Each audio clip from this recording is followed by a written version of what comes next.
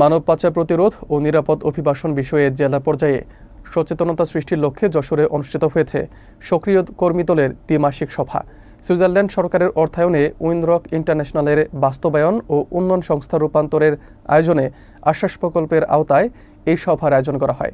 সভায় মানব পাচার প্রতিরোধে স্থানীয় কর্মীদের কার্যক্রম, অগ্রগতি এবং চ্যালেঞ্জগুলো নিয়ে বিস্তারিত আলোচনা করা হয়েছে। এই প্রকল্পের মাধ্যমে ঝুঁকিপূর্ণ জনগোষ্ঠীর মাঝে সচেতনতা সৃষ্টি ও তাদের সুরক্ষা নিশ্চিত করার উপর জোর দেওয়া হয়েছে। বিস্তারিত থাকছে মোহাম্মদ শাওন হোসেনের প্রতিবেদনে।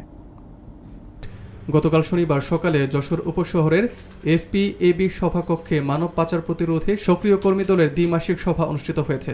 সুইজারল্যান্ড সরকারের সহায়তায় উইন্ডরক ইন্টারন্যাশনালের বাস্তবায়ন এবং উন্নয়ন সংস্থা রূপান্তরের আয়োজনে আশ্বাস প্রকল্পের আওতায় মানব পাচার প্রতিরোধ ও নিরাপদ অভিবাসন বিষয়ে জেলা পর্যায়ে সচেতনতা সৃষ্টির লক্ষ্যে এই সভার আয়োজন করা হয়।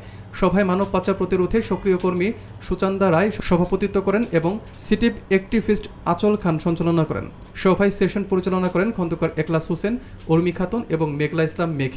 প্রধান অতিথি হিসেবে উপস্থিত ছিলেন যশোর কারিগরি প্রশিক্ষণ কেন্দ্রের অধ্যক্ষ প্রকৌশলী গাজী ইফাত মাহমুদ। বিশেষ অতিথি হিসেবে সিটিএন সদস্য ও আফনান এর নির্বাহী পরিচালক শাহজাহান নান্নু, উইন্ডরক ইন্টারন্যাশনালের রিজিওনাল কোঅর্ডিনেটর সুপ্তি দিব্রা এবং রূপান্তর ক্লাস্টার 2 আশ্বাস প্রকল্পের প্রজেক্ট কোঅর্ডিনেটর রবিউল ইসলাম বাবু উপস্থিত ছিলেন। এছাড়া রূপান্তর আশ্বাস প্রকল্পের প্রোগ্রাম অফিসার উজ্জ্বল কুমার পাল, কমিউনিটি ফেসিলিটেটর দীপঙ্কর মণ্ডল ও অননিয়া বিশ্বাসও উপস্থিত ছিলেন।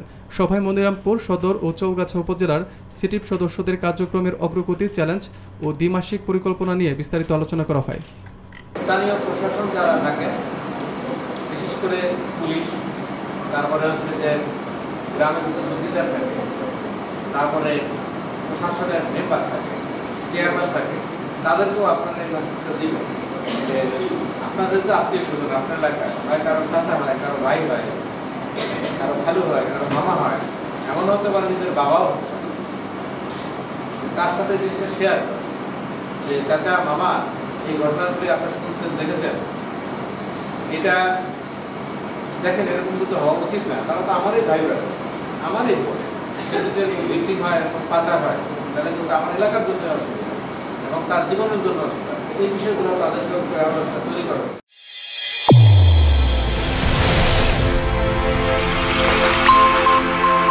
চ্যানেল A1 হৃদয়ের স্পন্দন।